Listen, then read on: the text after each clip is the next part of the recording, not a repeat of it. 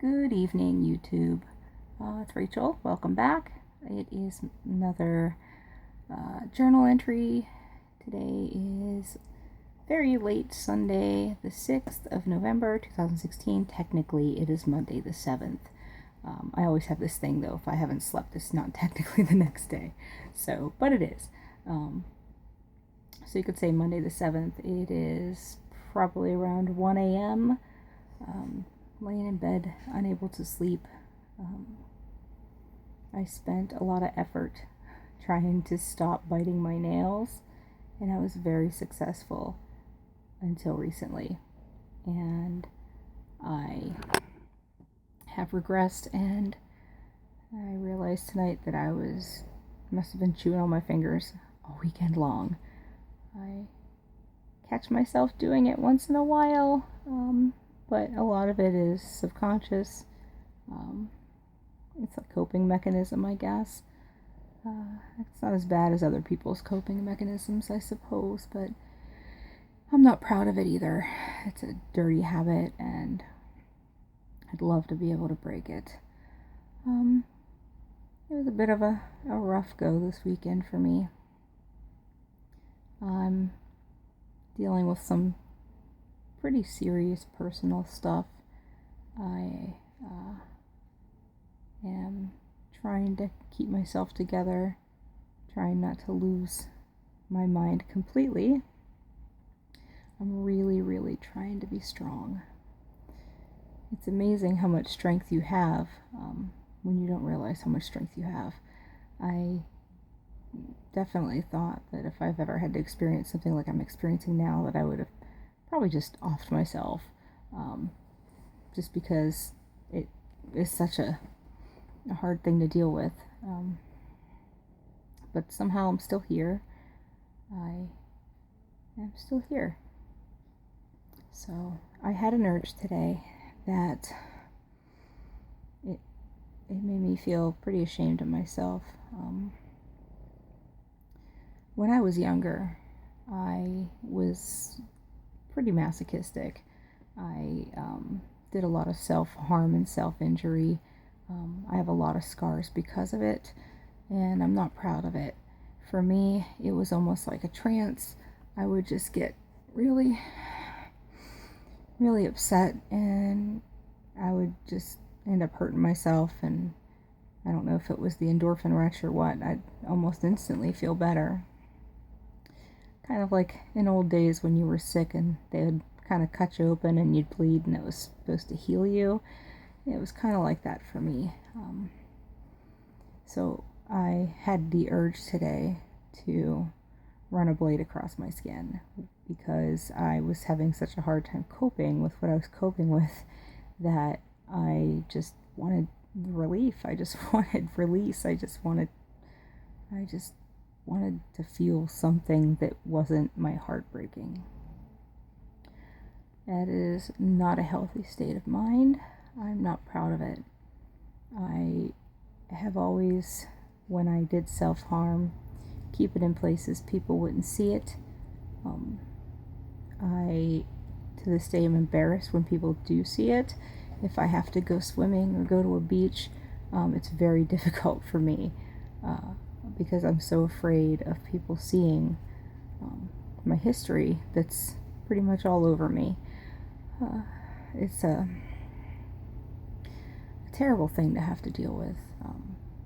I probably did my first self-harm at about 12 years old. I had a rough time in junior high, and I liked a boy, and things went crazy and haywire, and well, it just went from there. My darkness took over for a while there. So it was pretty prominent when I was a teenager. I got a little older.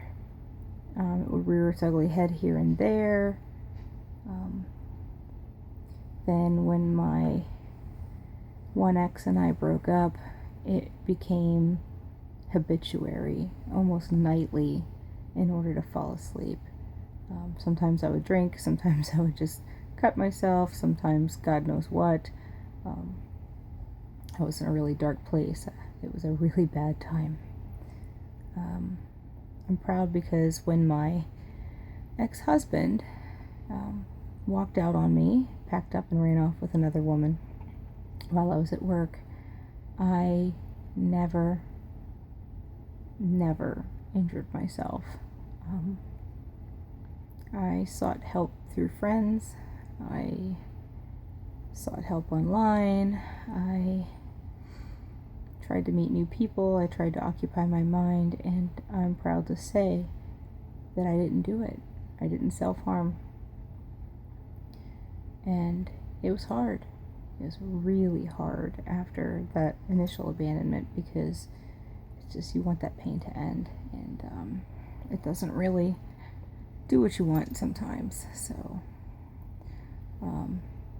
it came as a shock that I had that urge today, because I was so good for so long, and years has gone by, and I've not done anything like that. So today was a big surprise. Sometimes when I get my heart broken, it's really hard for me to put it back together again. I have been betrayed and lied to a lot of times, and each time it happens, I find a way to blame myself for the actions of others. Again, I talked about this before. You are not responsible for any pain that someone else brings you. Of course, you could always say, well, you choose pain. You could be happy if you just wanted to be happy. That's not necessarily true. When somebody hurts you, it's fucking fine to be upset. It is absolutely acceptable to be sad. If you were any other way, then you'd have some serious issues, because sometimes it doesn't feel like everything's going to be okay. Sometimes it doesn't feel like everything's going to be fine. I try to convince myself right now that maybe it will. Maybe there's a light at the end of the tunnel. I unfortunately thought I was at the end of the tunnel recently.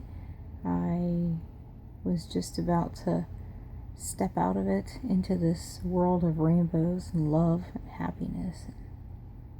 When I stepped out of it, I just collapsed and crashed and burned, because that land of dreams and happiness and rainbows didn't exist ever. So that's a pretty awful thing to have to deal with.